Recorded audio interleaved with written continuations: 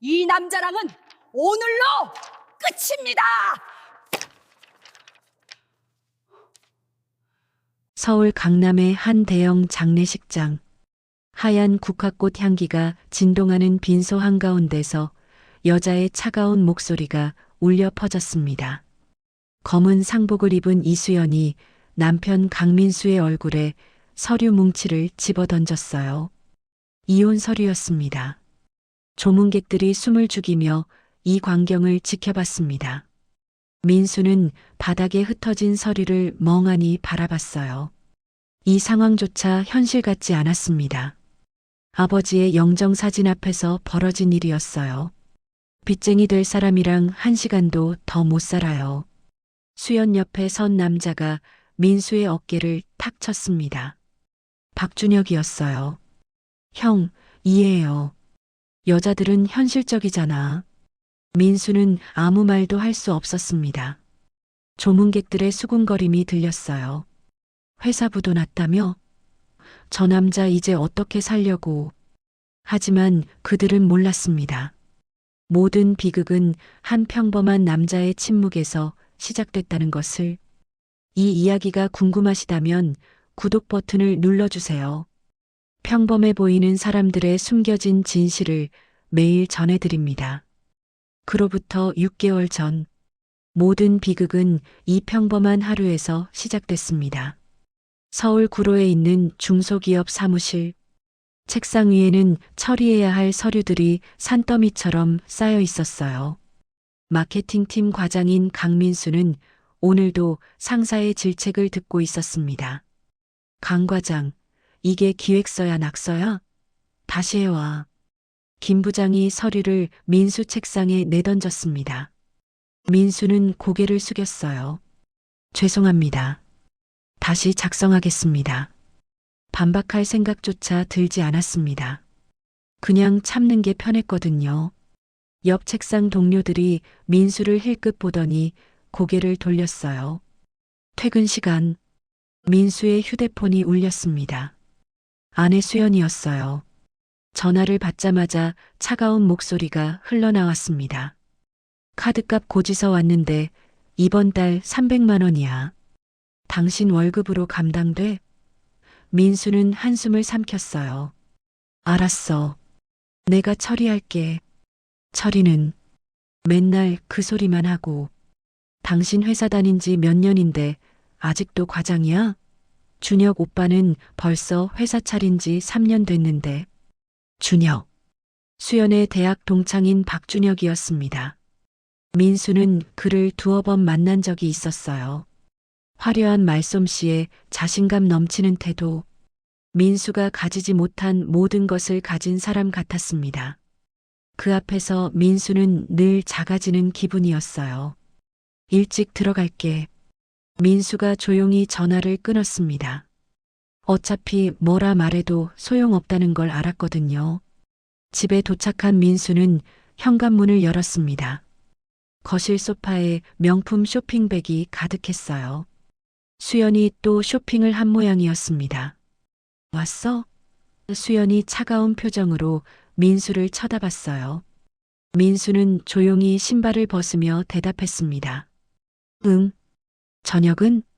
당신이나 알아서 먹어. 나 준혁 오빠 만나러 가야 해. 사업 관련 자문 받는 거야.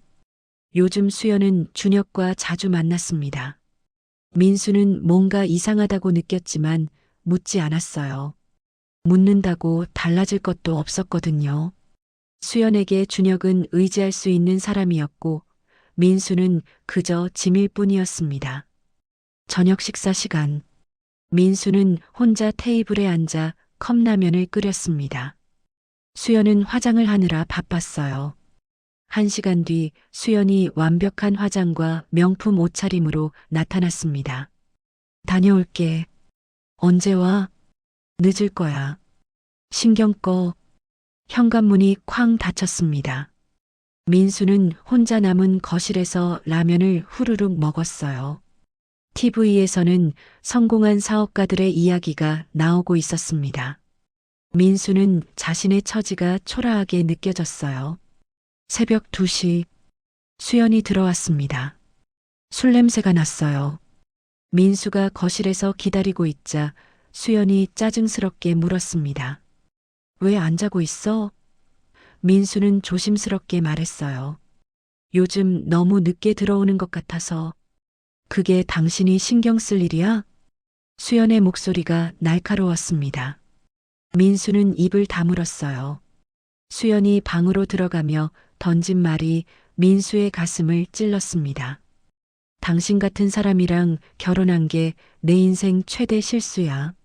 민수는 소파에 그대로 앉아 있었습니다. 아무 말도 할 수 없었어요. 창밖으로 새벽 하늘이 서서히 밝아오고 있었습니다. 다음 날 아침 민수는 출근 준비를 했습니다. 수연은 늦잠을 자고 있었어요. 민수가 조용히 현관문을 열려는 순간 수연의 휴대폰에서 메시지 알림이 울렸습니다. 테이블 위에 놓인 휴대폰 화면이 켜졌어요. 어제 너무 즐거웠어. 오늘도 보고 싶어. 우리 사업 잘 되면 함께 축하하자. 발신자는 준혁이었습니다. 민수의 손이 멈췄어요. 하지만 그는 아무 말도 하지 않았습니다. 그저 조용히 문을 닫고 회사로 향했어요. 지하철 안에서 민수는 멍하니 창밖을 바라봤습니다. 회사에서도 집에서도 자신은 필요 없는 사람 같았어요. 그저 모든 게 흘러가는 대로 살아왔을 뿐이었습니다. 그리고 그 침묵이 모든 비극의 시작이었습니다. 그로부터 한 달 후 민수의 아버지가 쓰러졌습니다. 뇌출혈이었어요. 병원 중환자실 앞에서 민수는 하얗게 질린 얼굴로 서 있었습니다. 의사가 나와 고개를 저었어요. 가족분이세요? 많이 위독합니다. 민수는 아버지 곁을 지켰습니다. 산소 호흡기를 단 아버지의 손을 잡았어요. 아버지, 정신 차리세요. 하지만 아버지는 눈을 뜨지 못했습니다. 수연에게 전화를 걸었습니다. 여보, 아버지가 쓰러지셨어. 병원에 좀 와줄래? 수연의 목소리는 귀찮다는 투였어요. 지금 준혁 오빠랑 중요한 미팅 중이야. 나중에 갈게. 전화가 끊겼습니다. 민수는 혼자였어요. 사흘밤을 병원에서 보낸 어느 새벽 아버지가 잠깐 의식을 되찾았습니다. 민수야. 아버지의 목소리는 가늘게 떨렸어요. 아버지, 괜찮으세요? 민수가 아버지 손을 꽉 쥐었습니다. 서랍에 열쇠가 있다. 집에 가서 금고를 열어봐라. 무슨 말씀이세요? 지금은 쉬셔야 해요. 끝까지 아빠를 믿어라. 모든 게 계획이야. 아버지의 손에 힘이 빠졌습니다. 심전도 기계에서 긴 신호음이 울렸어요. 의료진이 급히 달려왔지만 소용없었습니다. 아버지는 그렇게 세상을 떠났어요. 장례식장. 민수는 멍한 상태로 조문객들을 맞이했습니다. 하지만 사람들의 표정이 이상했어요. 동정보다는 불안과 거리감이 역력했습니다. 복도에서 수군거리는 소리가 들렸어요. 강 회장 회사 부도 났다며? 빚이 수백억이래.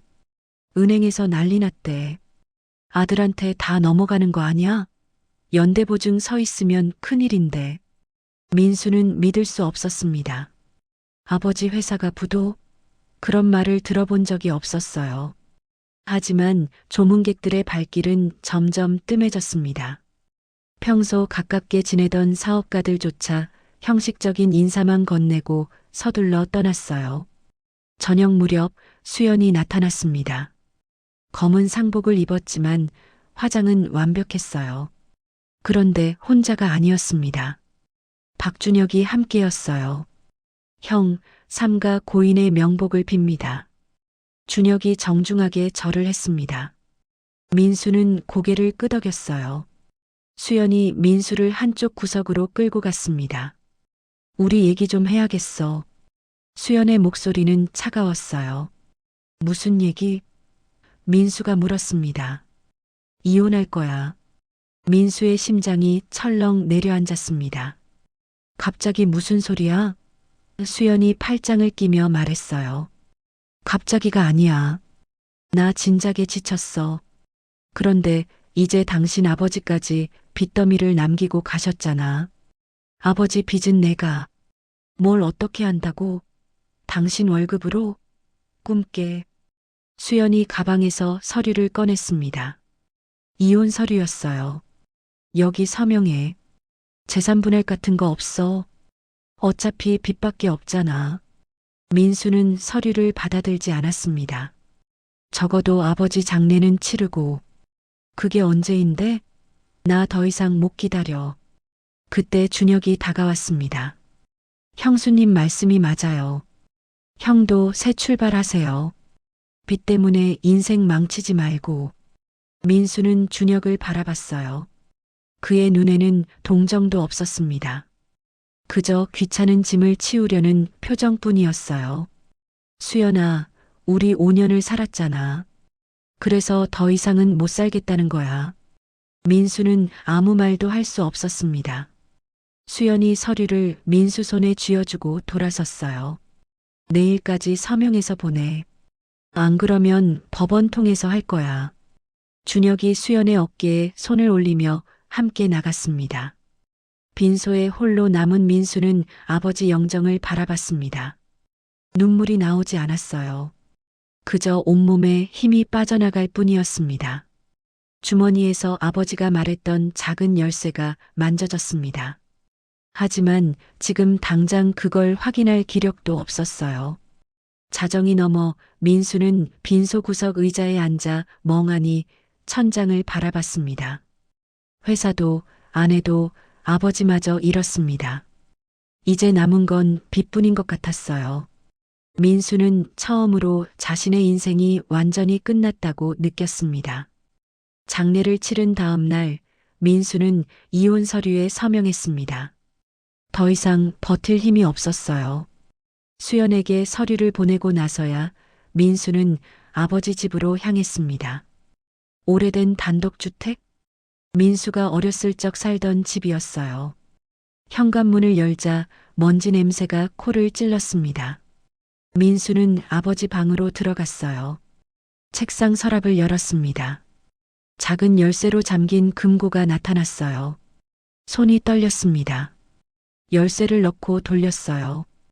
딸깍 소리와 함께 금고가 열렸습니다. 안에는 두꺼운 서류 봉투 하나와 편지 한 통이 있었어요. 민수는 떨리는 손으로 편지를 펼쳤습니다. 민수야, 이 편지를 읽고 있다면 아빠는 이미 세상을 떠났겠구나. 놀라지 마라. 모든 게 계획이었어. 아빠가 부도났다는 소문, 그것도 일부러 퍼뜨린 거야. 진짜 자산은 이미 3년 전부터 비밀 신탁으로 내 이름으로 옮겨뒀다. 강남 핵심 지역 빌딩, 그게 다 내 거야. 아빠는 알고 있었어. 내 아내와 그 남자가 널 어떻게 보는지. 그래서 이 함정을 만들었단다. 서류 봉투 안에 모든 증빙이 있어. 최연우 변호사에게 연락해라. 그가 도와줄 거야. 민수야, 이제 당당하게 내 것을 지켜라. 아빠가 항상 널 믿는다. 민수는 편지를 다시 읽고 또 읽었습니다. 믿을 수가 없었어요. 서류 봉투를 열었습니다. 부동산 등기권리증, 신탁계약서, 은행 잔고증명서, 숫자 뒤에 0이 8개나 붙어 있었어요. 민수의 눈에서 눈물이 흘러내렸습니다. 이번엔 슬픔이 아니었어요. 아버지에 대한 감사와 죄송함이었습니다. 아버지. 민수는 서류를 꽉 껴안았어요. 다음 날 민수는 최연우 변호사 사무실을 찾았습니다. 강남 한복판 고급 빌딩 최상층이었어요. 수트를 말끔히 차려입은 최연우가 민수를 맞이했습니다. 오래 기다렸습니다, 회장님.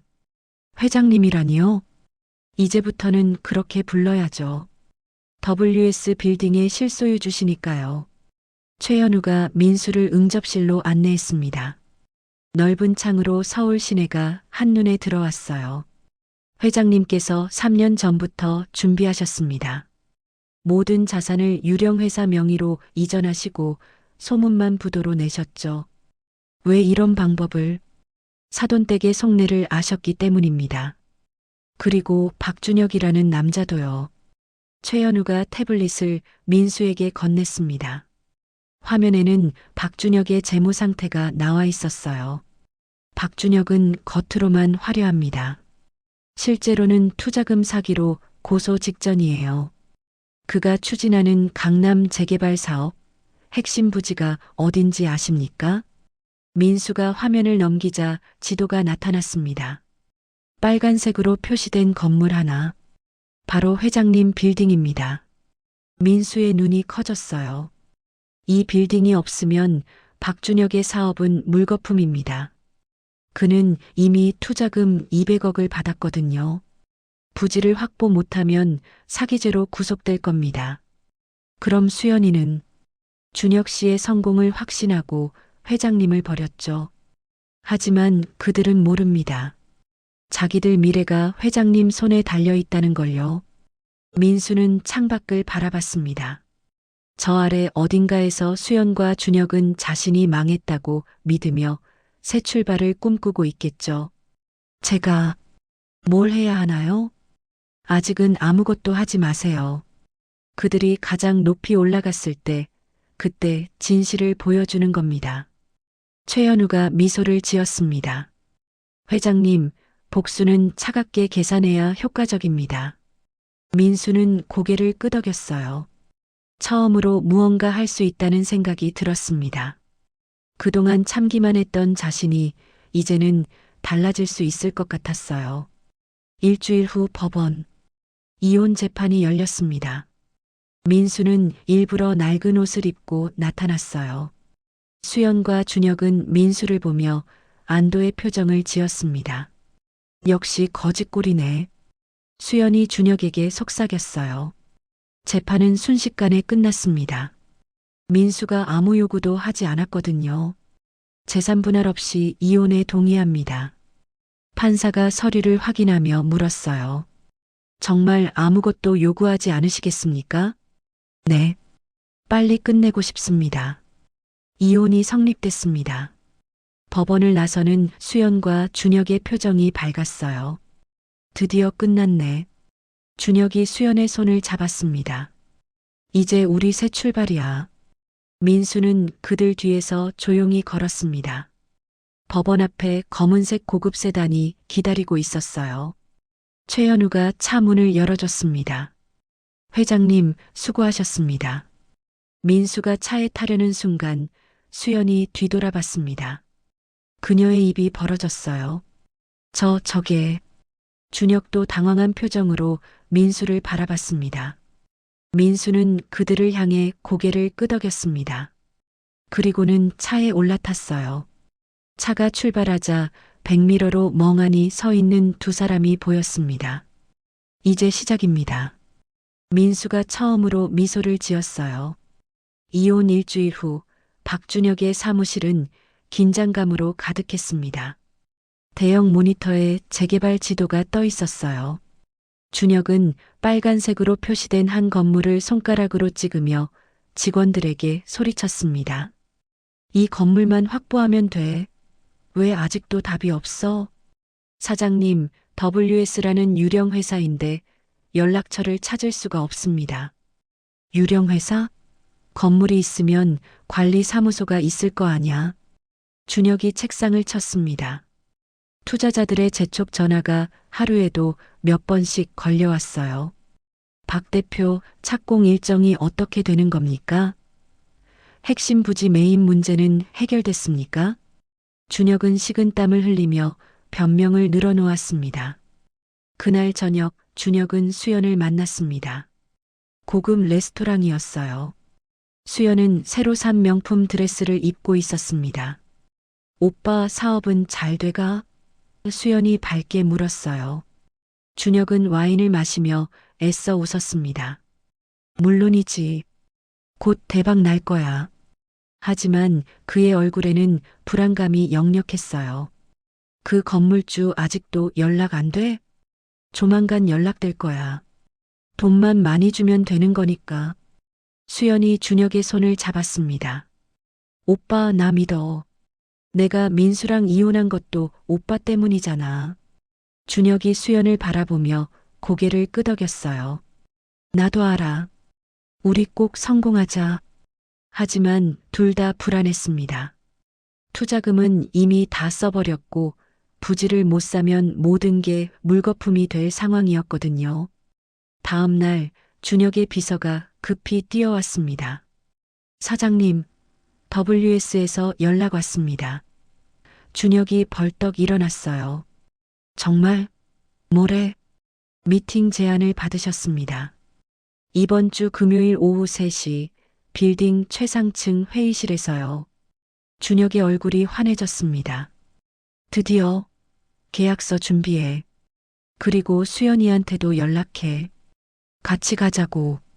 금요일이 되었습니다. 준혁과 수연은 최고급 옷을 입고 강남 빌딩에 도착했어요. 와, 진짜 크다. 수연이 건물을 올려다보며 감탄했습니다. 이 건물주가 얼마나 부자인지 모르겠네. 곧 우리 것이 될 거야.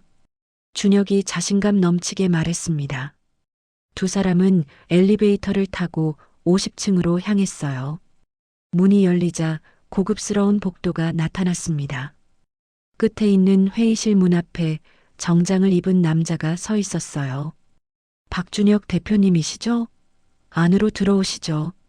최현우였습니다. 준혁과 수연은 회의실로 들어갔어요. 거대한 유리창 너머로 서울 시내가 한눈에 보였습니다. 와, 수연이 넋을 잃고 풍경을 바라봤어요. 잠시만 기다려주세요. 오너께서 곧 오실 겁니다. 최현우가 나갔습니다. 준혁은 가방에서 계약서를 꺼내 테이블에 올려놓았어요. 긴장되네. 수연이 손을 꼭 쥐었습니다. 괜찮아. 우리가 얼마나 간절한지 보여주면 돼. 5분이 지났습니다. 문이 열렸어요. 수트를 완벽하게 차려입은 남자가 들어왔습니다. 자신감 넘치는 걸음걸이였어요. 준혁이 일어나 인사하려다 얼어붙었습니다. 오래 기다리셨습니까? 민수였습니다. 깔끔하게 빗어넘긴 머리, 명품 시계, 맞춤 제작한 수트. 일주일 전 법원에서 봤던 초라한 모습은 어디에도 없었어요. 수연이 비명을 질렀습니다. 민수야. 그녀는 의자를 뒤로 밀며 벌떡 일어났어요. 준혁도 입을 벌린 채 말을 잇지 못했습니다. 이게 무슨... 민수는 상석에 앉으며 태블릿을 테이블에 내려놓았습니다. 놀라셨나 봐요. 제가 이 빌딩 주인입니다. 민수의 목소리는 차분했지만 냉랭했어요. 말도 안 돼. 너 빚쟁이 됐잖아. 수연이 손가락으로 민수를 가리키며 소리쳤습니다. 민수는 미소를 지으며 서류를 꺼냈어요. 부동산 등기권리증입니다. 원하시면 확인하시죠. 준혁이 서류를 낚아채 봤습니다. WS 빌딩 소유주 강민수. 날짜는 3년 전이었어요. 이건... 준혁의 손이 떨렸습니다. 아버지께서 미리 준비해 주셨어요. 부도 소문은 가짜였고요. 진짜 자산은 이미 제 이름으로 넘어와 있었습니다. 수연이 의자에 털썩 앉았습니다. 얼굴이 새하얗게 질렸어요. 그럼 우리가... 민수가 고개를 끄덕였습니다. 네. 제가 가난한 줄 알고 저를 버리셨죠. 준혁이 간신히 정신을 차리고 말했습니다. 형님, 과거는 과거고요. 사업 이야기를 합시다. 이 부지 저희한테 팔아주세요. 원하는 가격 다 맞춰드리겠습니다. 거절합니다. 민수의 대답은 단호했어요. 준혁의 얼굴이 일그러졌습니다. 형님, 농담 아니시죠? 이 사업이 얼마나 큰 건지 아십니까? 압니다. 그래서 더 안 팔아요. 민수가 다른 서류를 펼쳤습니다. 박준혁 씨, 투자금 200억 받으셨죠? 부지 확보 약속하고요.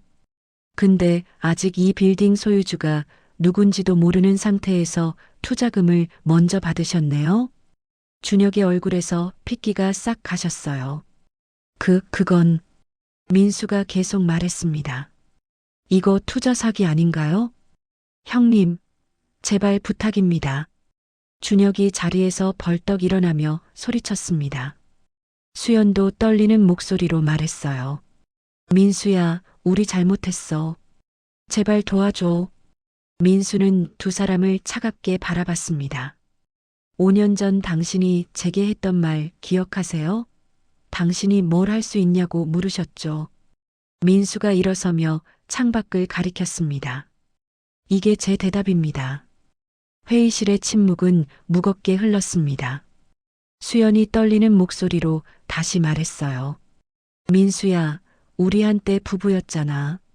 제발 한 번만. 부부?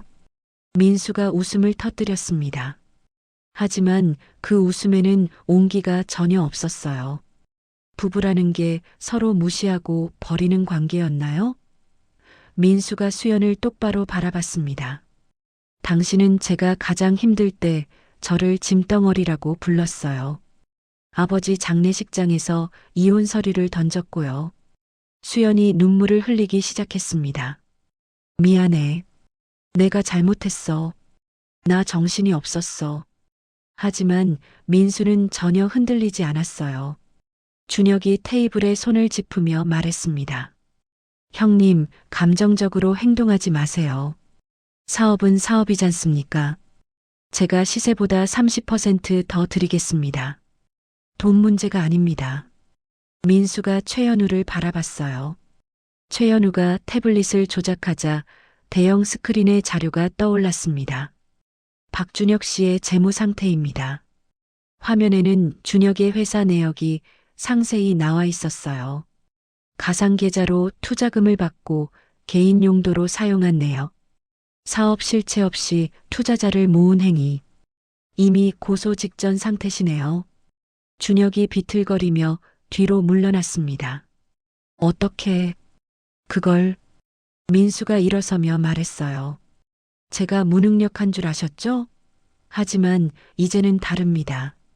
수연이 민수에게 달려들었습니다. 제발 민수야, 우리 다시 시작하자. 내가 진짜 잘못했어. 그녀가 민수의 팔을 붙잡았어요. 민수는 차갑게 그녀의 손을 뿌리쳤습니다. 다시 시작? 당신이 준혁 씨와 보낸 문자 메시지들 다 봤어요. 민수가 휴대폰을 꺼내 화면을 보여줬습니다. 수연과 준혁이 주고받은 메시지들이었어요. 민수는 쓸모없어. 우리끼리 잘 살자. 바보 같은 남편 덕분에 편하게 이혼했어. 수연의 얼굴이 새하얗게 변했습니다. 이건 증거는 충분합니다. 혼인 중 부정행위, 재산 은닉 시도, 모욕적 발언. 원한다면 위자료 청구도 가능하죠. 최연우가 차갑게 말했어요. 준혁이 무릎을 꿇었습니다. 형님, 제발 부탁입니다. 이 사업 망하면 저 감옥 갑니다. 투자자들이 가만 안 둘 거예요. 민수는 준혁을 내려다봤습니다. 과거 자신을 무시하던 그 남자가 이제 자신 앞에 무릎을 꿇고 있었어요. 그건 제 문제가 아니에요. 당신이 저지른 일의 결과입니다. 형님, 준혁이 절규했습니다. 하지만 민수는 회의실을 나가려 했어요. 수연이 민수 앞을 막아섰습니다. 민수야, 우리 5년을 함께 산 사람이잖아. 그게 아무 의미도 없어? 민수가 걸음을 멈췄습니다. 잠시 침묵이 흘렀어요. 그리고 민수가 조용히 말했습니다. 의미 있었죠. 그래서 더 아팠어요. 가장 믿었던 사람에게 배신당하는 게 얼마나 아픈지 이제 아시겠죠?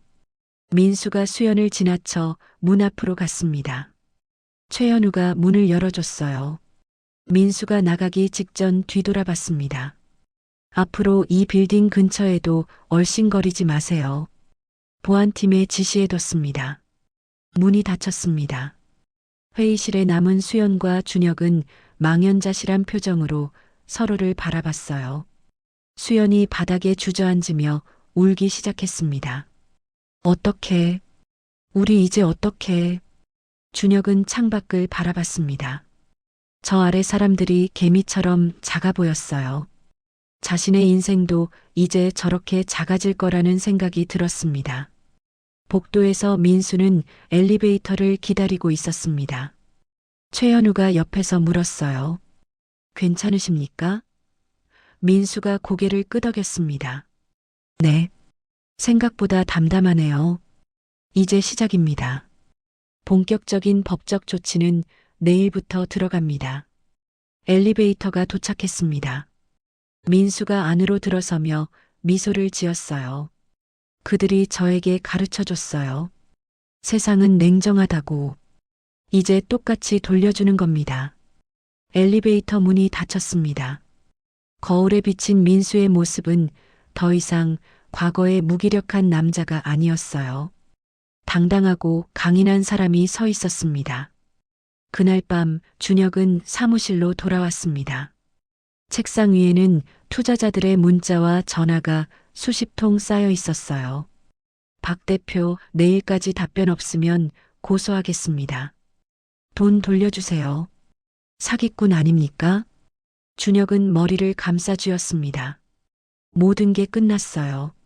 아니, 끝이 아니라 파멸의 시작이었습니다. 그는 자신이 민수를 얼마나 무시했는지 떠올렸어요. 그리고 그 대가가 이렇게 잔인할 줄은 몰랐습니다.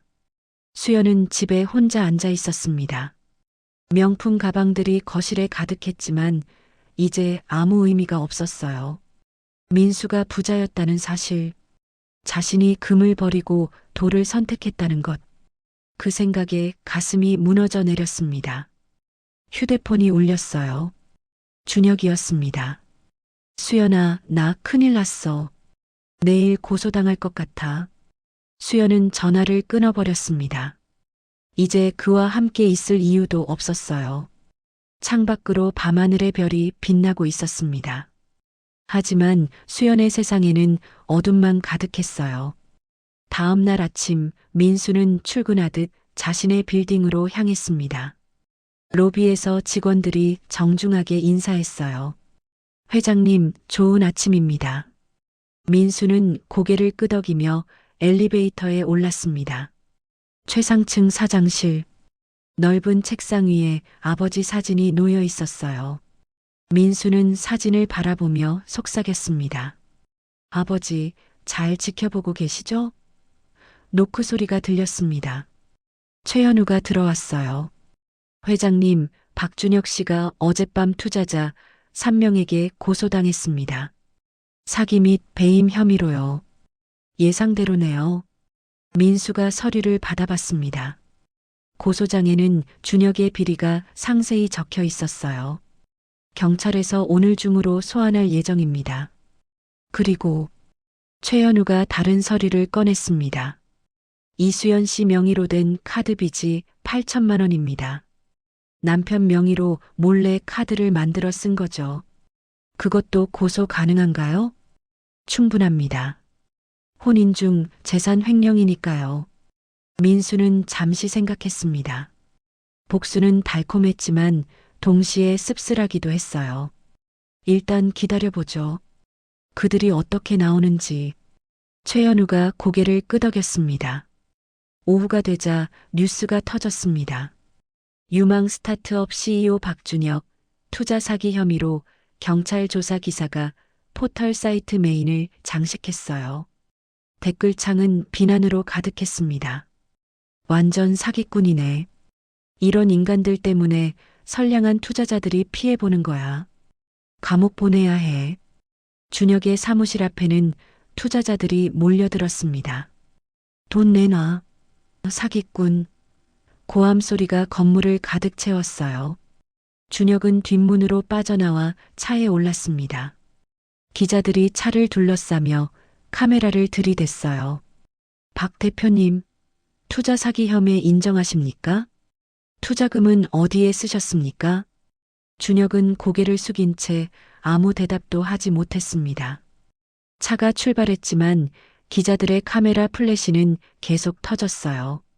수연은 집에서 뉴스를 보고 있었습니다. 화면 속 준혁의 모습이 비참했어요. 휴대폰이 울렸습니다. 친구들이었어요. 수연아, 너 준혁이랑 만나는 거 맞아? 뉴스 봤어? 수연은 전화를 끊어버렸습니다. 곧이어 카드사에서 전화가 왔어요. 연체된 금액이 8천만 원입니다. 이번 주 안으로 입금하지 않으시면 법적 조치 들어갑니다. 수연의 손이 떨렸습니다. 어디서 그 돈을 구한단 말인가요? 저녁 무렵 수연은 민수에게 전화를 걸었습니다. 여러 번 신호가 갔지만 받지 않았어요. 문자를 보냈습니다. 민수야, 제발 전화 좀 받아줘. 우리 얘기 좀 하자. 1시간 후 답장이 왔습니다. 할 말 없습니다. 법대로 하시죠. 짧고 차가운 답변이었어요. 수연은 주저앉아 울기 시작했습니다. 며칠 후 준혁은 경찰서에 출두했습니다. 수갑이 채워졌어요. 박준혁 씨 사기 및 배임 혐의로 긴급 체포합니다.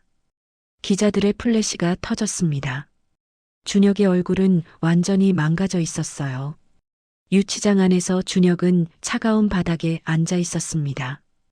화려했던 과거가 주마등처럼 스쳐갔어요.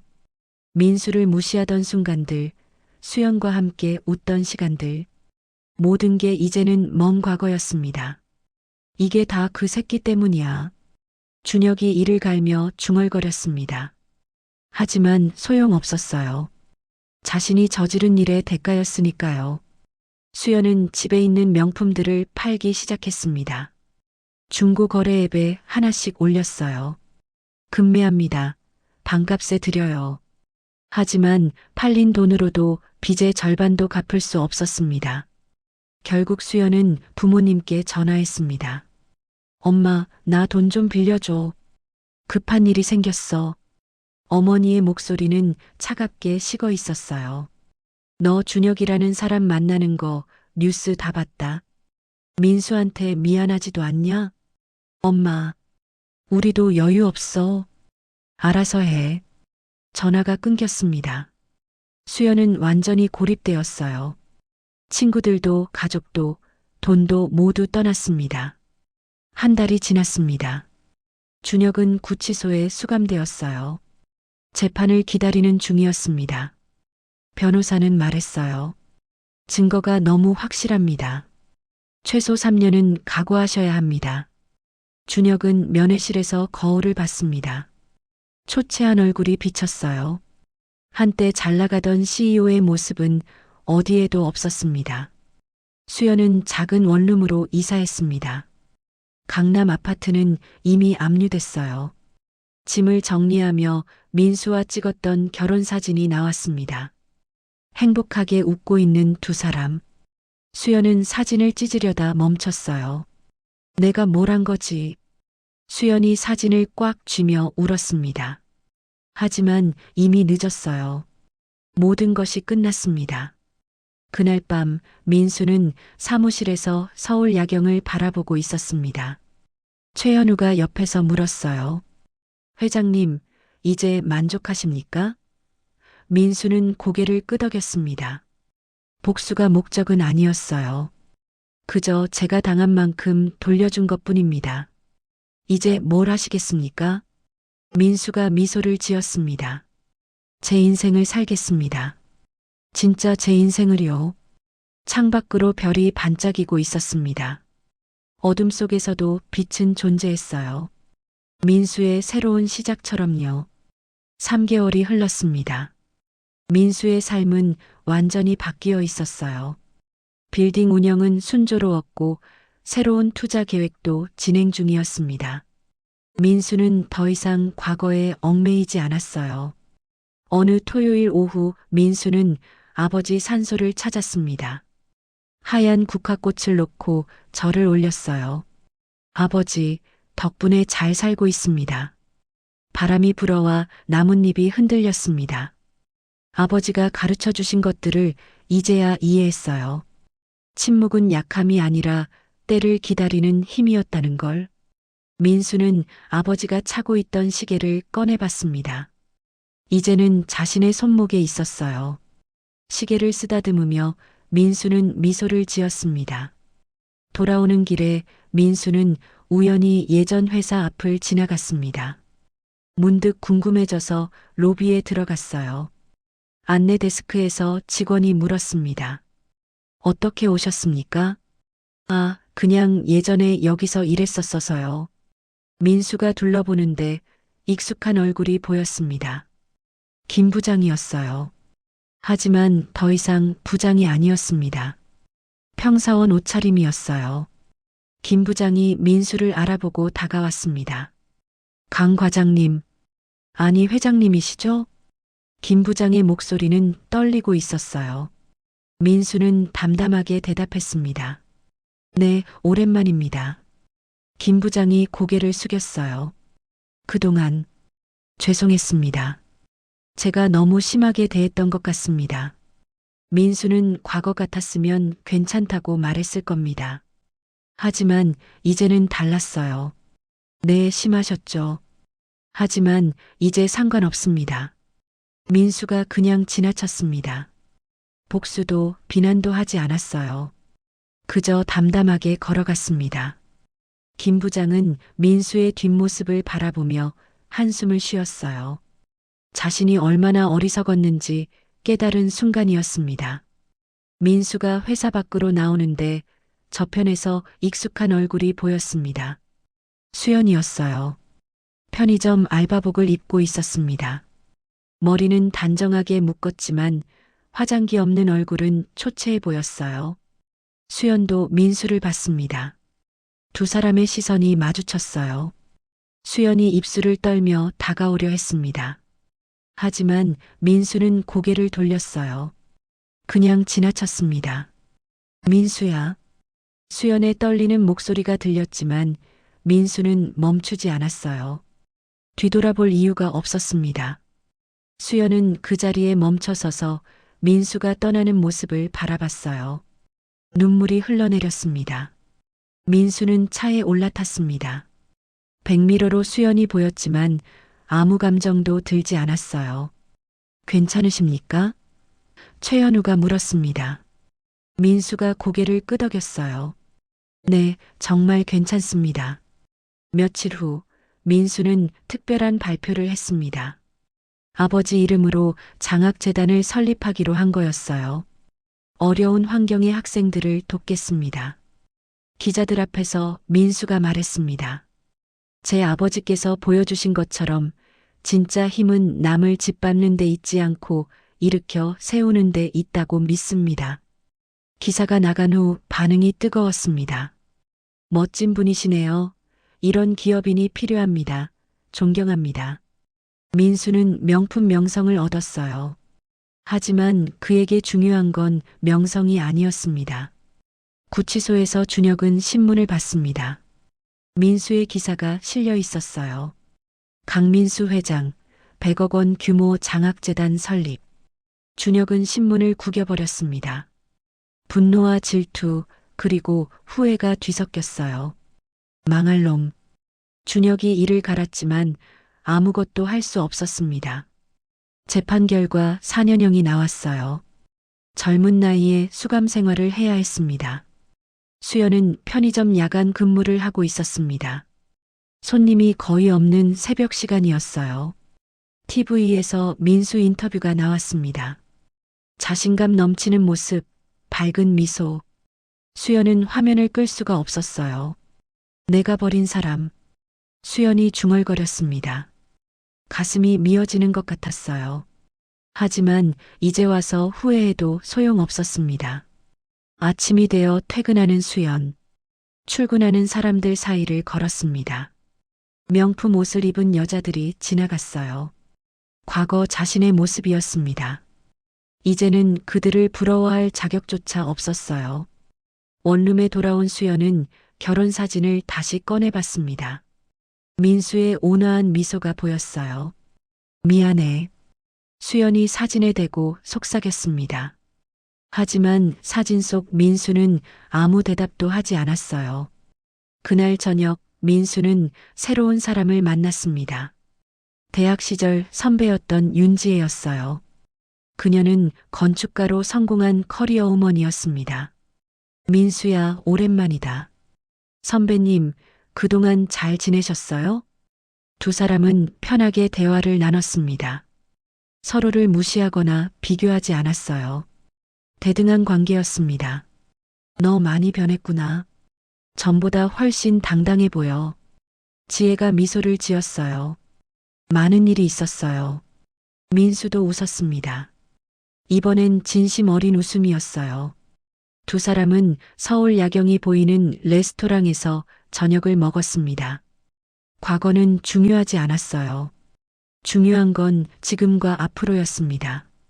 민수는 처음으로 진짜 행복을 느꼈습니다. 복수가 아니라 자신의 삶을 사는 행복이었어요. 1년이 흘렀습니다. 민수의 빌딩은 서울에서 가장 성공적인 복합문화 공간으로 거듭났어요. 최상층에는 민수의 사무실이 있었고 아래층에는 장학재단 사무국이 자리 잡았습니다. 어느 봄날 오후 민수는 장학금 수여식에 참석했습니다. 20명의 학생들이 장학 증서를 받았어요. 감사합니다, 회장님. 한 학생이 눈물을 글썽이며 말했습니다. 덕분에 꿈을 포기하지 않을 수 있어요. 민수는 학생의 어깨를 두드렸어요. 포기하지 마세요. 어려움은 끝이 아니라 새로운 시작입니다. 민수는 진심으로 말했습니다. 자신이 겪은 일이었으니까요. 행사가 끝나고 민수는 사무실로 돌아왔습니다. 책상 위에 아버지 사진이 여전히 놓여 있었어요. 아버지, 잘하고 있죠? 민수가 사진에 대고 속삭였습니다. 노크 소리가 들렸습니다. 윤지혜가 들어왔어요. 1년 사이 두 사람은 많이 가까워졌습니다. 민수야, 오늘 저녁 시간 있어? 지혜가 밝게 웃으며 물었어요. 당연하죠. 어디 갈 건데요? 비밀이야. 따라만 와. 두 사람은 함께 빌딩을 나섰습니다. 지혜가 민수를 데려간 곳은 한강공원이었어요. 석양이 아름답게 물들고 있었습니다. 여기서 하고 싶은 말이 있어. 지혜가 민수를 바라봤어요. 무슨 말인데요? 민수가 궁금한 표정으로 물었습니다. 지혜가 민수 손을 잡았어요. 나 너 좋아해. 진심으로. 민수의 심장이 빠르게 뛰었습니다. 지혜의 눈빛은 진지했어요. 선배님, 우리 서로 의지하며 살면 안 될까? 대등하게 존중하면서. 민수는 지혜의 손을 꽉 잡았습니다. 저도 선배님이 좋아요. 정말로. 두 사람은 석양을 바라보며 미소를 지었어요. 새로운 시작이었습니다. 그로부터 6개월 후 민수와 지혜는 조용한 결혼식을 올렸습니다. 빌딩 옥상 정원에서 가까운 사람들만 초대했어요. 아버지 사진을 특별석에 모셨습니다. 서로를 존중하고 사랑하며 평생을 함께하겠습니까? 네, 그렇게 하겠습니다. 두 사람이 동시에 대답했어요. 박수 소리가 울려 퍼졌습니다. 민수는 행복했어요. 이번에는 진짜 행복이었습니다. 그날 밤 민수는 지혜와 함께 펜트하우스 창가에 서 있었습니다. 서울의 야경이 눈부시게 빛나고 있었어요. 행복해? 지혜가 물었습니다. 네, 정말로요. 민수가 지혜를 안으며 대답했어요. 과거가 있었기에 지금이 더 소중한 것 같아요. 지혜가 민수 어깨에 기대었습니다. 우리 앞으로도 잘하자. 네, 선배님. 아니, 이제 여보라고 불러야 하나? 두 사람이 웃음을 터뜨렸어요. 창밖으로 별이 반짝이고 있었습니다. 한편 출소한 준혁은 완전히 다른 사람이 되어 있었습니다. 4년의 수감 생활이 그를 바꿔놓았어요. 작은 식당에서 설거지 아르바이트를 하고 있었습니다. 준혁아, 그릇 좀 더 가져와. 주인 아주머니가 소리쳤습니다. 네, 알겠습니다. 준혁이 부지런히 움직였어요. 과거의 교만함은 어디에도 없었습니다. 그저 하루하루 살아가기에 급급할 뿐이었어요. 퇴근길에 준혁은 신문 가판대를 지나쳤습니다. 경제신문 일면에 민수 사진이 실려 있었어요. 강민수 회장, 아시아 영향력 있는 CEO 선정. 준혁은 신문을 보고 씁쓸하게 웃었습니다. 내가 무시한 사람이. 준혁은 고개를 저으며 걸어갔어요. 후회해도 이미 늦었습니다. 수연은 여전히 편의점에서 일하고 있었습니다. 이제는 주간 근무로 바뀌었어요. 손님들을 응대하며 하루를 보냈습니다. 점심시간에 잠깐 쉬는데 휴대폰에 뉴스 알림이 떴어요. 강민수 회장 결혼. 건축가 윤지혜 씨와 백년가약. 수연은 기사를 클릭했습니다. 행복하게 웃고 있는 민수와 지혜의 사진이 보였어요. 수연의 눈에서 눈물이 흘러내렸습니다. 축하해. 민수야. 수연은 눈물을 닦았어요. 이제는 정말 끝이었습니다. 민수는 자신의 인생을 살고 있었고 수연은 자신이 만든 결과를 살아가고 있었어요. 그날 저녁 민수는 아버지 산소를 다시 찾았습니다. 이번에는 지혜와 함께였어요. 아버님, 저 지혜예요. 민수 잘 돌보겠습니다. 지혜가 정중하게 절을 올렸습니다. 민수도 절을 했어요. 아버지, 이제 정말 행복합니다. 아버지가 가르쳐 주신 대로 당당하게 살겠습니다. 바람이 불어와 나뭇잎이 흔들렸어요. 마치 아버지가 축복하는 것 같았습니다. 집으로 돌아오는 차 안에서 민수는 창밖을 바라봤습니다. 도시의 불빛이 아름다웠어요. 민수는 깨달았습니다. 진짜 승리는 복수가 아니라 자신의 행복을 찾는 것이라는 걸. 여보, 뭐 생각해? 지혜가 물었어요. 민수가 미소를 지으며 대답했습니다. 감사한 마음이요. 모든 것에. 지혜가 민수 손을 잡았어요. 그렇게 민수의 이야기는 끝이 아니라 새로운 시작으로 마무리되었습니다. 한때 무시당하고 버림받았던 남자는 이제 당당하고 행복한 사람이 되어 있었어요. 세상은 냉정했지만 그 안에서도 진실은 빛을 발했습니다. 그리고 민수는 그 빛을 따라 걸어갔어요. 더 이상 과거에 얽매이지 않고 오직 앞만 보며. 서울의 밤하늘에 별이 빛나고 있었습니다. 민수의 미래처럼 밝고 희망차게.